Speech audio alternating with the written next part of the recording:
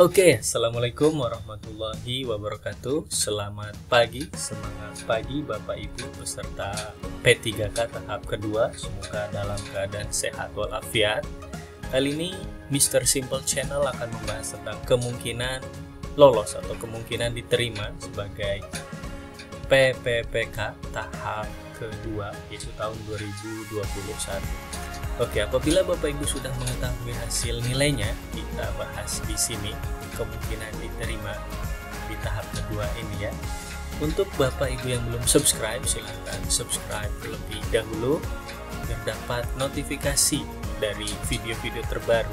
Apabila Bapak Ibu menyukai video ini, silahkan klik tombol like and share ke teman-teman Bapak dan Ibu semuanya agar semuanya dapat mendapatkan manfaat dari video ini.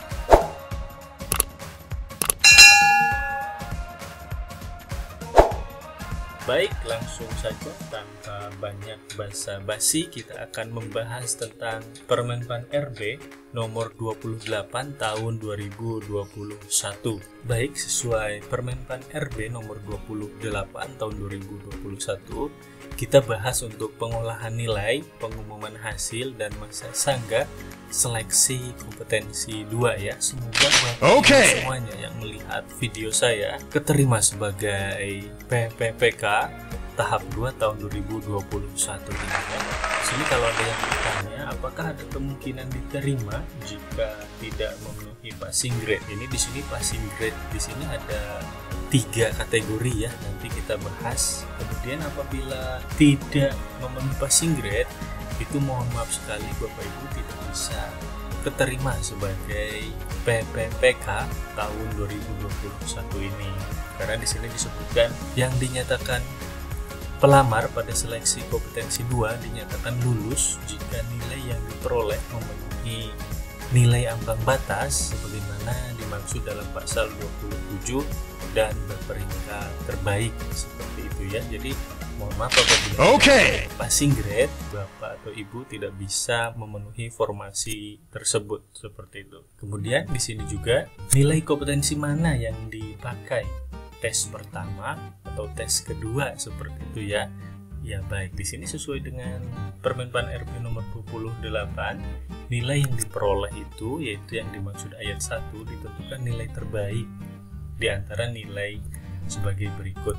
Nilai seleksi kompetensi 1 atau nilai seleksi kompetensi 2. Jadi di sini apabila nilai seleksi kompetensi 1 lebih tinggi dan memenuhi ambang batas ya, itu maka yang dipakai nilai seleksi kompetensi 1. Apabila Bapak Ibu nilai seleksi kompetensi 2 lebih tinggi daripada nilai seleksi kompetensi 1 dan itu memenuhi ambang batas, maka yang dipakai oleh sistem yaitu nilai seleksi kompetensi 2. Baik, di sini untuk 3B sendiri, pada seleksi kompetensi 2, pelamar memilih jabatan dan bentuk satuan pendidikan yang sama dengan seleksi kompetensi 1. Jadi di sini sama ya, apabila satuan pendidikannya SMP, maka seleksi kompetensi 2 juga memilih SMP. Baik, di sini untuk nilai seleksi kompetensi 2 sebagaimana dimaksud pada ayat 2, huruf B hanya dapat digunakan jika memenuhi nilai ambang batas. Betul sekali ya. Oke, di sini ada pertanyaan lagi, misalkan penentuan jika memiliki nilai akhir yang sama, nilai kumulatif yang sama ya, antara kompetensi teknis, manajerial, sosiokultural, dan juga wawancara, peserta mana yang akan diprioritaskan?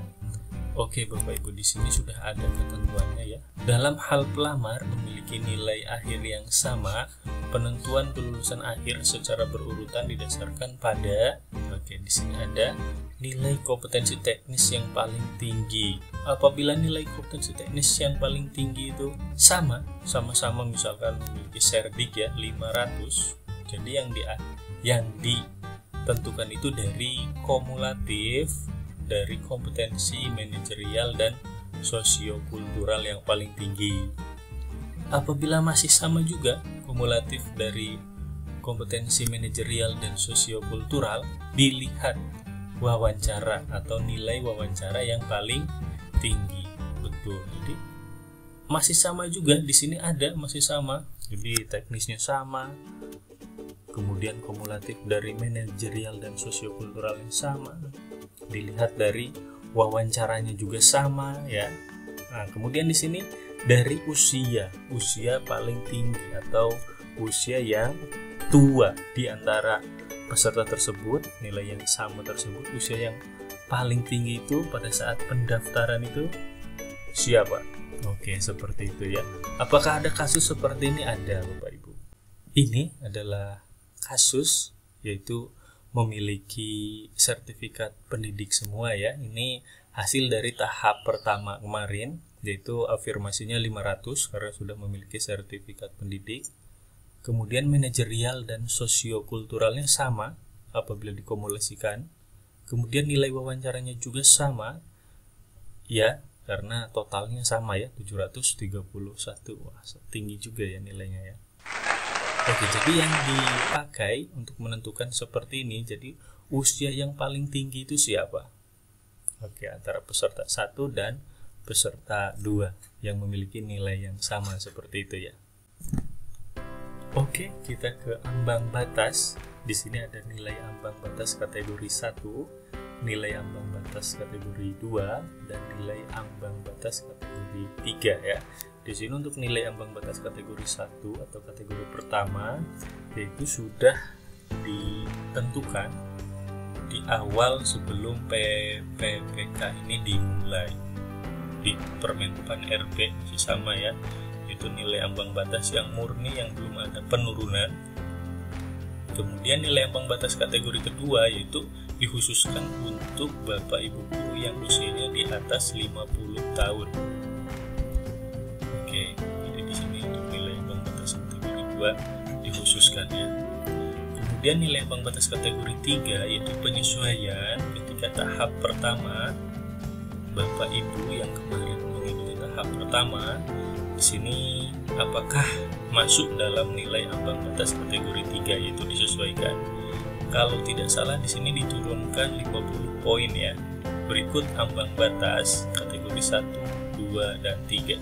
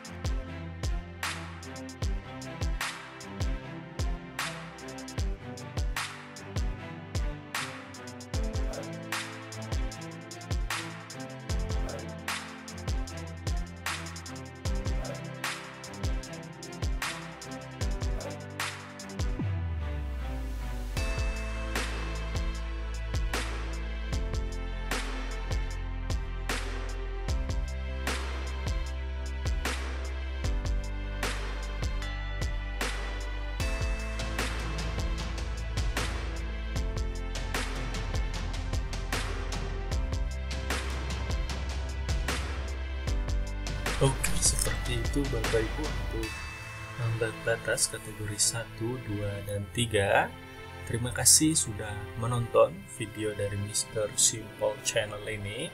Semoga Bapak Ibu keterima sebagai PPPK tahap 2 tahun 2021. Terima kasih, sampai ketemu lagi di video-video berikutnya. Assalamualaikum warahmatullahi wabarakatuh.